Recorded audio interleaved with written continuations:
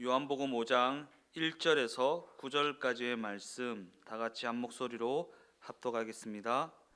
그 후에 유대인의 명절이 되어 예수께서 예루살렘에 올라가시니라.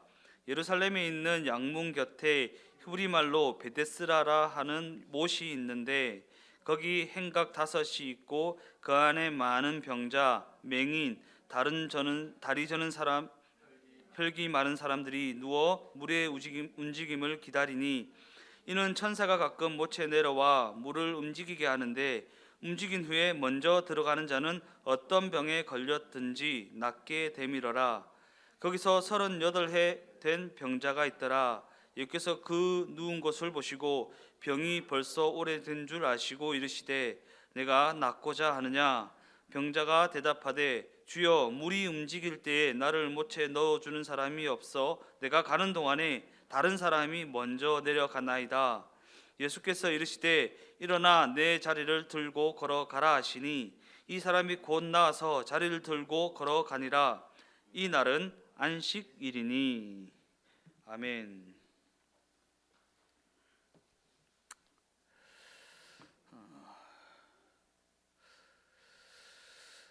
오늘 저는 연이어서 요한복음 5장 1절에서 9절 말씀을 가지고 은혜의 주체는 누구인가? 은혜의 주체는 누구인가? 이러한 제목을 가지고 함께 은혜를 나누어 보고자 합니다. 오늘 본문은 예수님께서 38년 동안이나 중풍병을 앓아온 사람을 말씀 한마디로 고쳐주신 사건을 기록하고 있습니다. 예수님께서 병자를 향해 일어나 내 자리를 들고 가라 라고 말씀하시자 병자의 병이 고침을 받았습니다. 그런데 여기에는 예수님이 병자를 고치셨다는 것보다 더욱 깊은 의미가 숨겨져 있는데 오늘 본문을 보니까 예루살렘 성곽 중에 양문 곁에 베데스다라 이름하는 연못이 있었다고 합니다. 양문은 양이 왔다 갔다 하는 문, 분문은 똥이 왔다 갔다 하는 문, 어문은 물고기가 왔다 갔다 하는 문. 예루살렘 성경에는 분문, 어문, 양문 이렇게 문들이 많이 있었고 그 문을 통해서만 양이 왔다 갔다 할 수 있고 고기가 왔다 갔다 할 수 있고 걸음이 왔다 갔다 할 수 있었습니다. 어찌되었든 예루살렘 성곽 중에 양문 곁에 베데스다라 이름하는 연못이 있었다고 합니다. 여기서 베데스다라는 이름은 히브리 말이라고 하고 히브리 말로 집이라는 뜻을 가진 베이트와 은혜라는 뜻을 가진 헤세드의 합성어입니다. 베이트, 헤세드, 베이세드, 베데스다 비슷하죠? 베이트와 헤세드가 만나서 베데스다라는 단어가 이루어지게 되었다라는 것입니다. 그러기에 베데스다라는 이름은 집이라는 뜻을 가진 베이트와 은혜라는 뜻을 가진 헤세드가 만난 단어이기 때문에 은혜의 집 이러한 뜻을 가진 단어입니다. 그러한 관점을 가지고 다시 본문으로 돌아와서 성전 곁에 은혜의 집이라는 뜻을 가진 베데스다 연못 주위에 어떠한 사람들이 모여 있습니까? 병자들이 모여 있습니다. 그들은 모여서 연못의 물이 움직이기만을 기다리고 있었습니다. 그 연못의 물이 움직일 때에 먼저 들어가는 사람은 어떠한 병에 걸렸어도 다 낫는다는 소문이 있었기 때문입니다. 그래서 그들은 연못의 물이 움직이기만을 기다리고 있었습니다. 이때에 예수님이 등장하셔서 38년 된 중풍병자에게 묻습니다. 네가 낫기를 원하느냐? 이에 병자는 천사가 내려와 물을 움직이게 할 때에 가장 먼저 들어가야 하는데 자기가 가는 동안 매번 다른 사람이 먼저 연못에 들어간다고 하소연을 합니다. 그는 중풍병자였기 때문에 동작이 느리고 다른 사람들보다 늦을 수밖에 없었습니다. 그래서 물이 움직일 때에 누군가가 자신을 연못에 넣어주기만을 기다리고 있었다라는 것입니다. 그런데 하소연을 하는 병자에게 예수님은 어떻게 하십니까? 그저 일어나 내 자리를 들고 가라라는 말씀 한마디로 그 병을 낫게 하십니다. 이는 그를 연못에 먼저 들어갈 수 있도록 도우심으로 말미암아 낫게 하신 것이 아닙니다. 병자는 먼저 들어가야 합니다. 먼저 들어갈 수 있게 도와주세요 라는 요청을 하였는데 예수님께서는 그 요청을 들어주신 것이 아니라 그저 그 병을 고치셨습니다. 이 대목에서 이 사건을 차근차근 들여다보면 병자가 이야기한 병이 낫는 조건에 이상한 점이 있다는 것을 발견하게 됩니다. 우리가 이 성경을 읽을 때 이 부분을 생각해 보지 못했을 것입니다. 그냥 병자가 나았구나 이렇게 넘어갔을 것입니다. 차근차근 들여다보면 병자가 이야기한 병이 낫는 조건에는 이상한 점이 있습니다. 어떤 지점입니까? 베데스다 연못에 모여 있는 사람들은 어떠한 사람들입니까? 세 종류의 병자들입니다. 맹인, 다리 저는 사람, 혈기 마른 사람, 곧 중풍병자입니다. 그들은 하나같이 몸이 불편하여서 움직이는 것조차 쉽지 않은 사람들입니다. 그럼에도 불구하고 그들은 연못에 누구보다 먼저 들어가 보겠다고 그 주위에 모여 있습니다. 이러한 이들이 은혜의 집이라는 베데스다 연못에 모여 있었다라는 것입니다. 그렇다면 은혜의 집, 과연 은혜라는 것은 무엇입니까? 성경에서 은혜는 행위와 대조를 이루는 단어입니다. 행위와 대조를 이루는 것.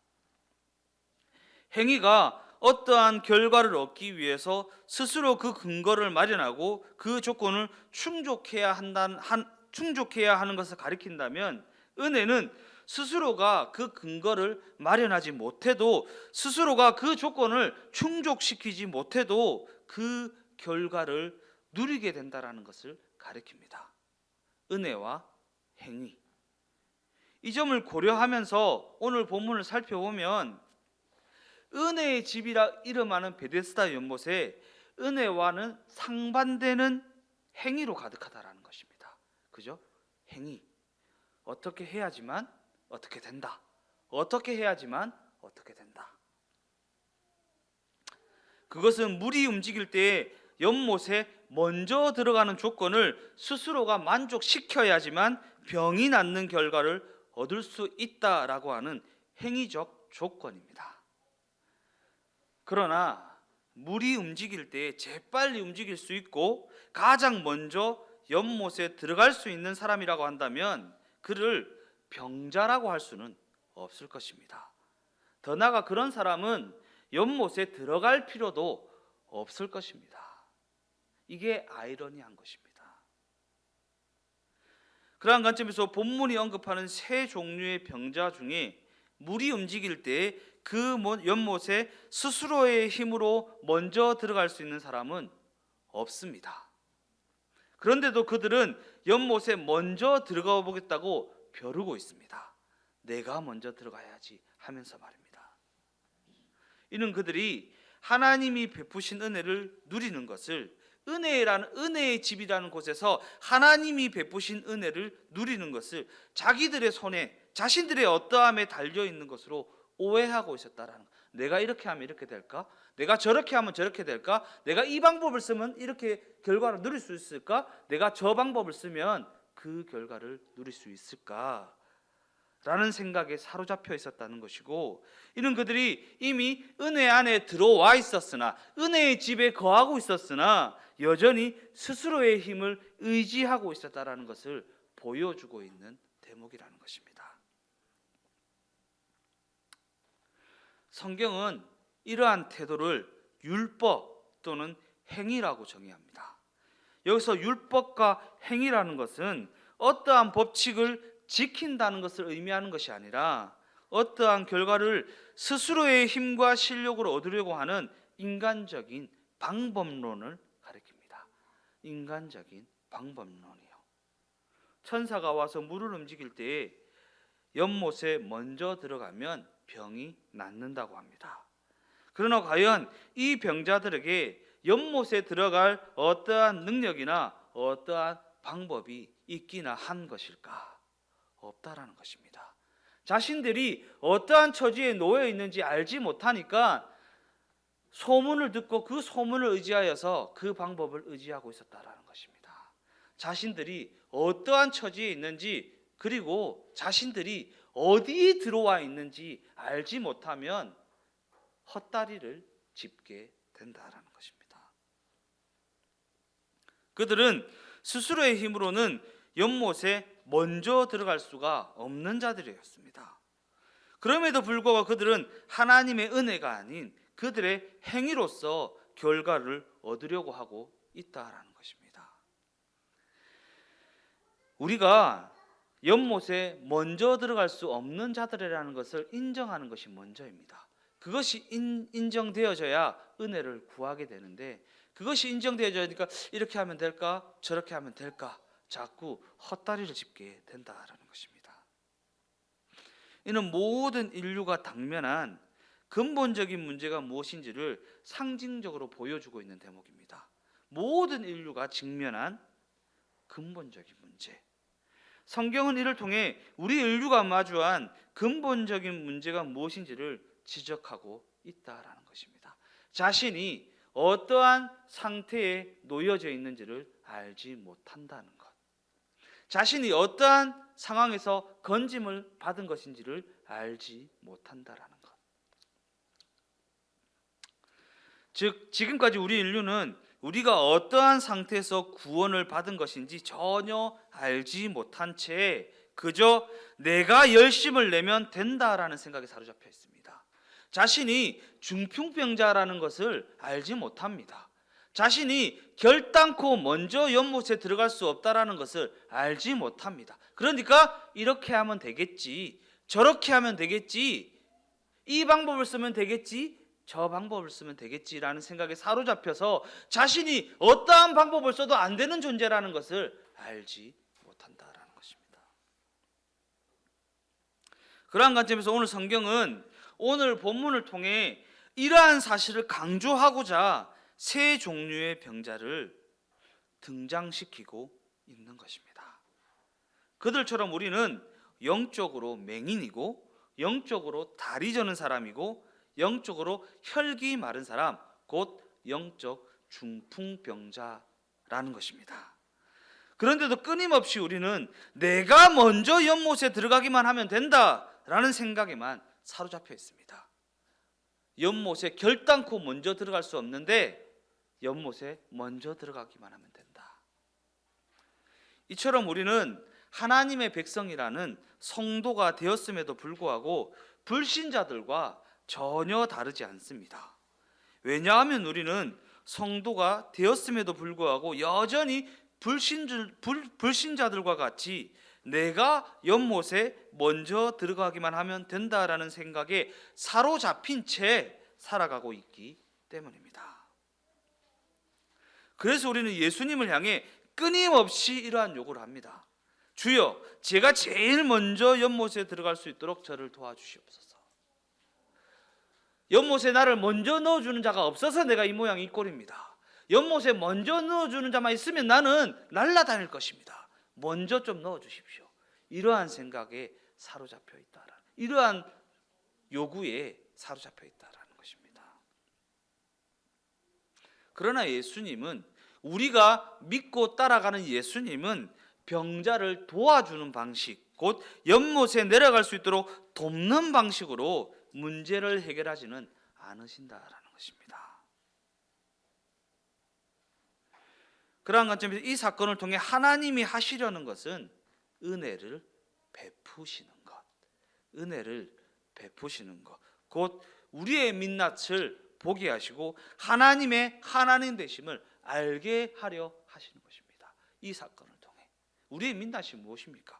우리의 실력 없음, 우리의 능력 없음, 우리의 중풍병자됨, 그리고 하나님의 은혜 베푸심, 그것을 알게 하게 하시려고 이 사건을 우리에게 제시하고 있다라는 것입니다.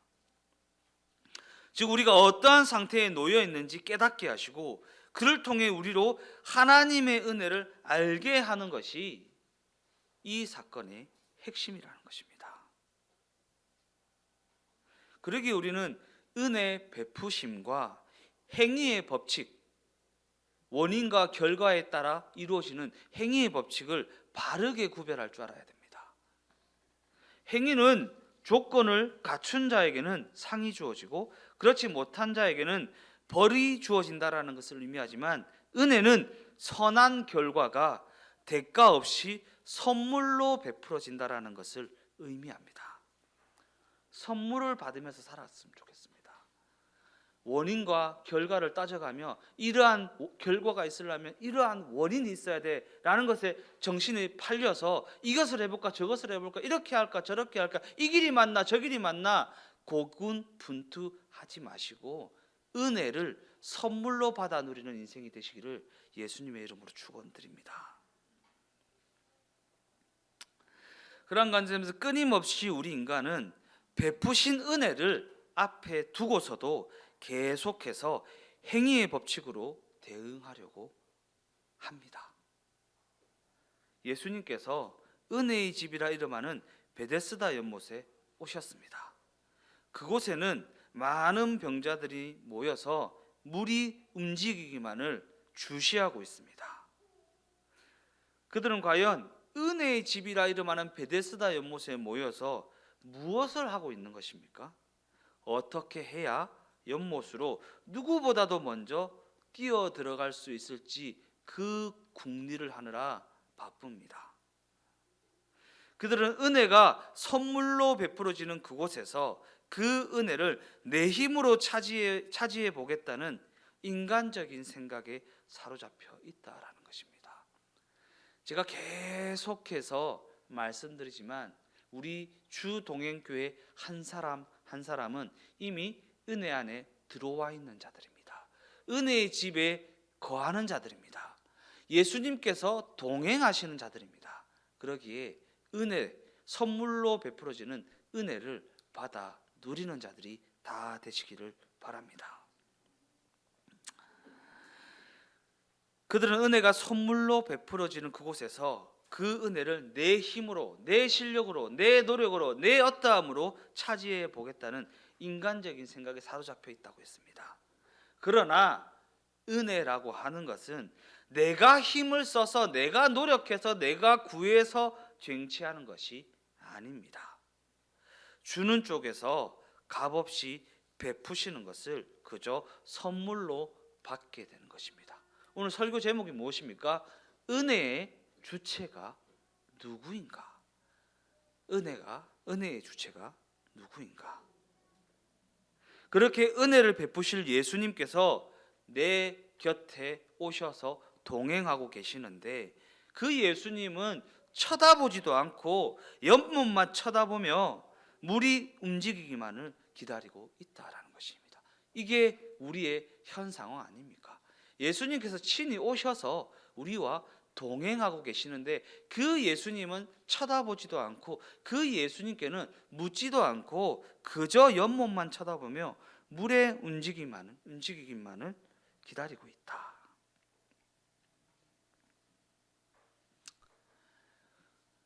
우리가 예수 믿으면서 제일 많이 들어온 이 말씀, 지금 이 말씀은 수포입니다. 수포. 수요일 말씀 수포. 수요일도 특식이거든요. 수요일도 특식이니까 수포입니다. 어찌되었든 우리가 예수 믿어오면서 제일 많이 들었던 말씀 무엇입니까? 너는 내게 부르짖으라. 내가 응답하겠고 네가 알지 못하는 크고 비밀한 일을 내게 보이리라. 이 중풍병자의 모습이 바로 이러한 모습입니다. 너는 내게 부르짖으라. 주야, 연못에 들어갈 수 있게 도와주시옵소서. 연못에 제일 먼저 들어가야 됩니다. 주야 하는 게 우리의 신앙 모습이었습니다. 근데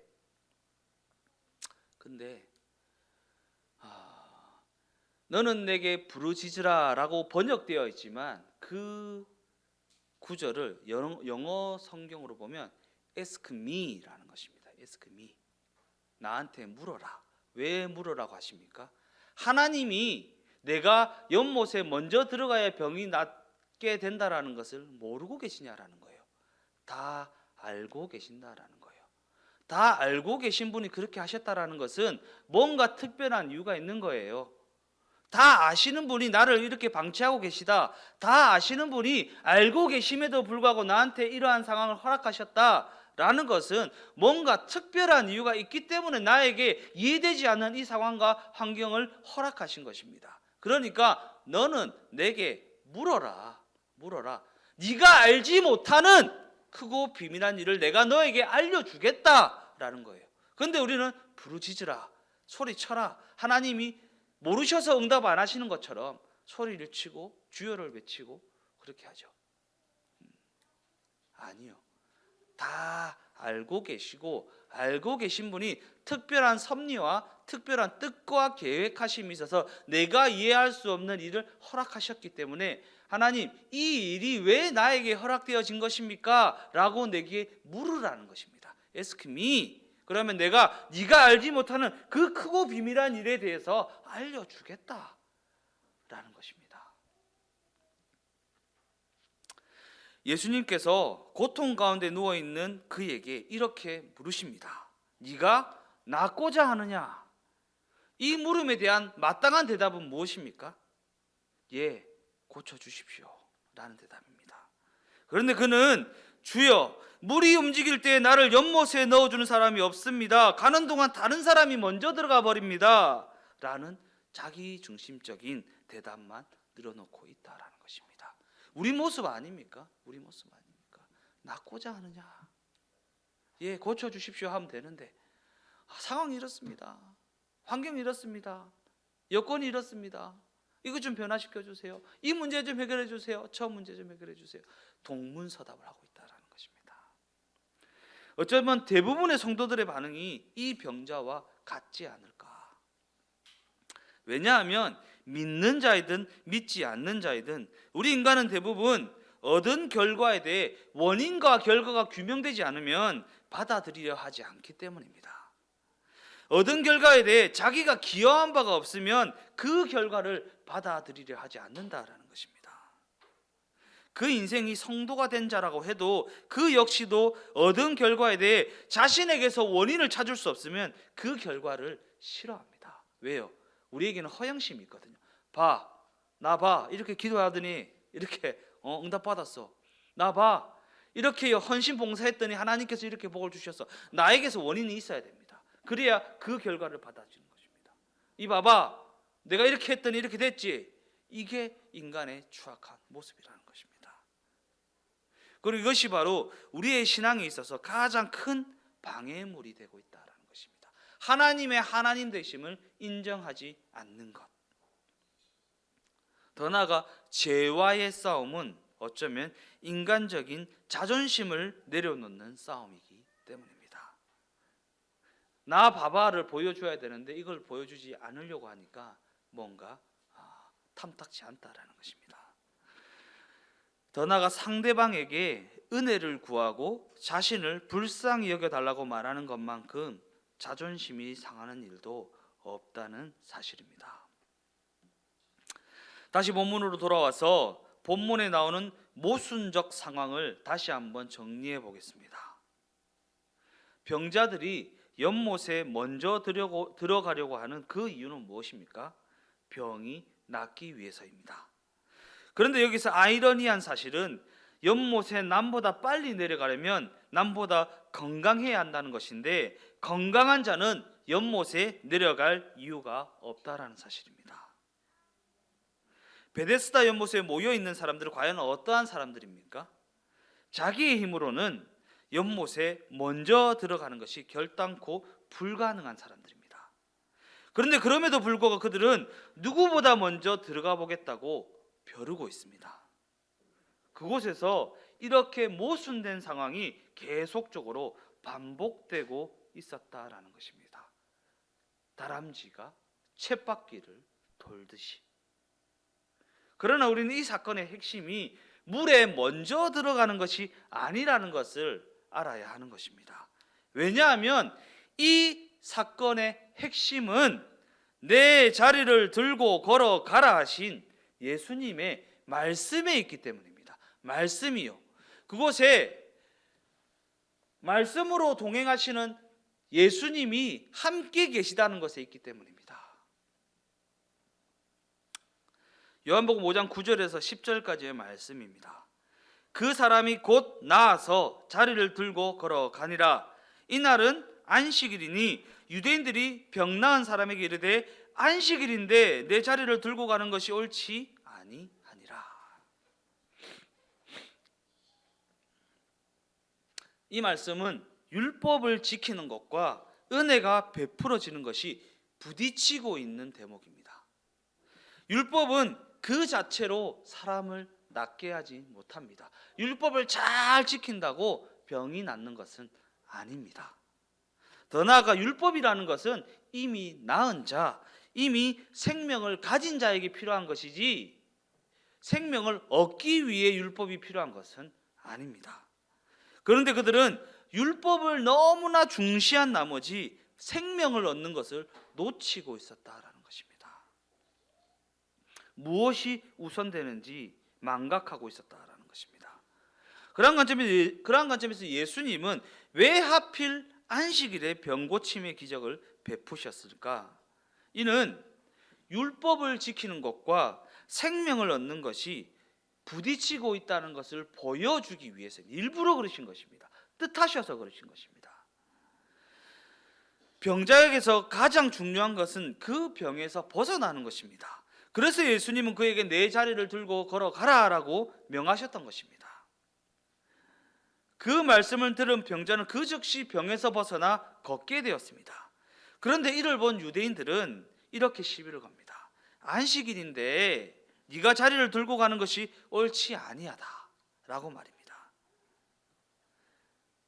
우리에게 가장 중요한 것은 도덕도 아니고 윤리도 아니고 율법도 아니고 우리가 생명을 얻는 것입니다. 생명을 누리는 것입니다.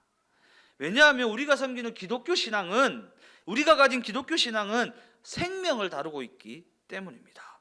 죽었던 영혼이 소생하는 것, 곧 영생, 곧 예수님과 영원히 동행하는 것을 다루고 있기 때문입니다.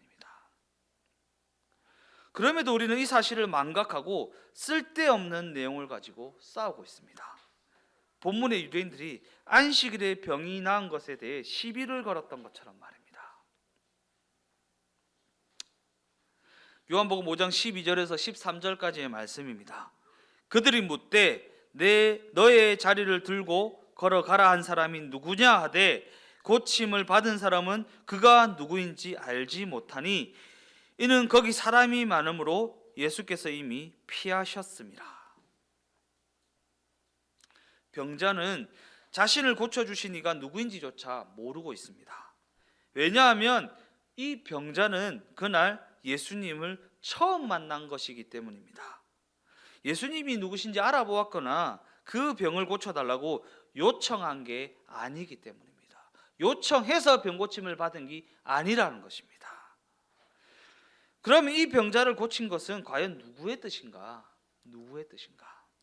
하나님이 뜻하신 일입니다. 하나님이 뜻하신 일.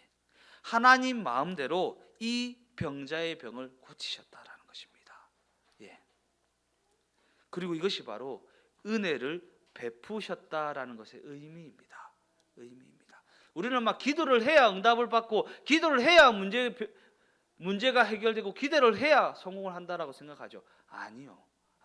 하나님은 우리의 부르짖음과 전혀 상관없이 당신의 뜻에 따라 일하시는 분이십니다. 그것을 알으셔야 돼요.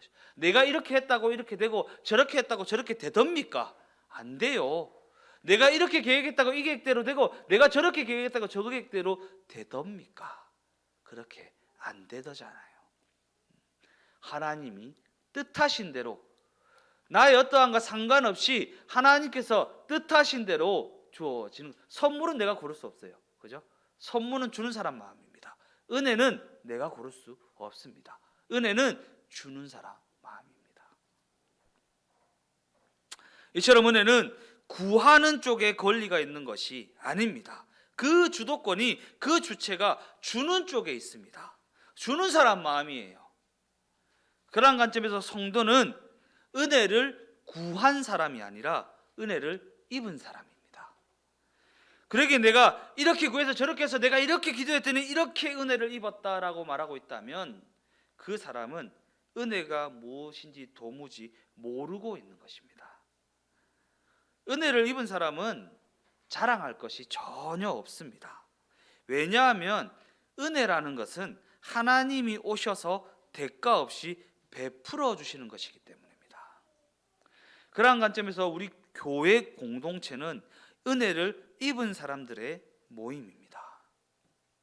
왜냐하면 우리는 은혜를 베풀어 주셨기 때문에 하나님, 예수님과 한 몸을 이루어 교회를 이루게 되었기 때문입니다. 은혜를 베풀어 주셨기 때문에. 내가 은혜 받을 만한 그릇이 되어서가 아니에요. 내가 은혜 받을 만한 짓을 했기 때문이 아닙니다. 내가 은혜 받을 만한 실력이 있어서가 아니에요. 그저 그냥 은혜를 베풀어 주셨기 때문에 우리가 예수님을 머리로 하는 교회가 될 수 있었다라는 것입니다.